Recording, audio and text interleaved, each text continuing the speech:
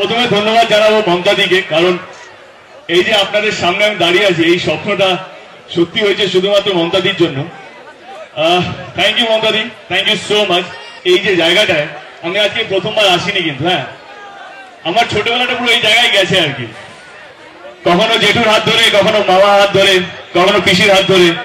এই মেদিনীপুর ডিস্ট্রিক্ট আমি কতবার এসেছি, বাস স্ট্যান্ডে বাস ধরে খড়গপুর যেতাম, ওইখান থেকে গীতাঞ্জলি এক্সপ্রেস ধরে বম্বে যেতাম। তো মেদিনীপুর ডিস্ট্রিক্টের সঙ্গে আমার পরিচয় সেই ছোটবেলা থেকে। আপনারা নিশ্চয়ই জেনে গেছেন এখন পর্যন্ত কি আমার বাবা মার জন্ম ভেটা এখানে।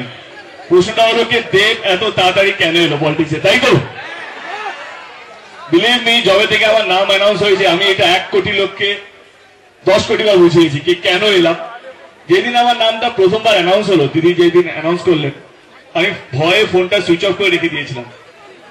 সিরিয়াসলি বলছি, ভয়ে ফোনটা সুইচ অফ করে রেখে দিয়েছিলাম। তারপর দিন সকালে ঘুম থেকে উঠে ভাবলাম কেন হতে পারি না, কেন হতে পারি না। কারণ আজকে ইয়াং জেনারেশনটা ভেরি ইম্পর্টেন্ট। যুবশক্তি বলি তো আমরা, আমাদেরকে তো এগিয়ে আসতে হবে, তাই না? আজকে ইয়াং জেনারেশন হচ্ছে কালকের ফিউচার। তো আমি চাই, আমার একটা মূল কারণ আছে কেন আসার এই জায়গায়। মূল কারণটা হচ্ছে আমি চাই প্রত্যেকটা যুবশক্তি যেন ভোট দেয়। বিলিভ মি, কারণ আজকে দেশ গড়ার সময় তো হয়ে গেছে।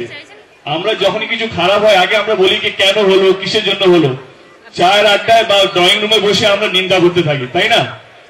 আমার বক্তব্য হচ্ছে কি প্লিজ প্রত্যেকটা ইয়াং জেনারেশনকে বলবো, প্রত্যেকটা ইয়াং জেনারেশন বলো বা যুবশক্তিকে বলবো কি প্লিজ ভোট দিন।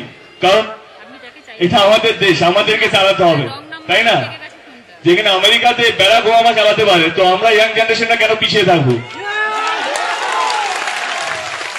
এটা আমার স্বপ্ন না, এটা মমতাদির স্বপ্নকে আমাকে দায়িত্বটা দিয়েছে। বলছে এটা বলবে প্লিজ আশীর্বাদ করবেন, আপনাদের এই মাটির ছেলে বড় হতে চাই, শিখতে চাই, আপনাদের জন্য কিছু করতে চাই। বেশি কথা বললাম না, প্লিজ আশীর্বাদ করবেন, দোয়া করবেন আমার জন্য। থ্যাংক ইউ সো মাচ, ধন্যবাদ, ধন্যবাদ।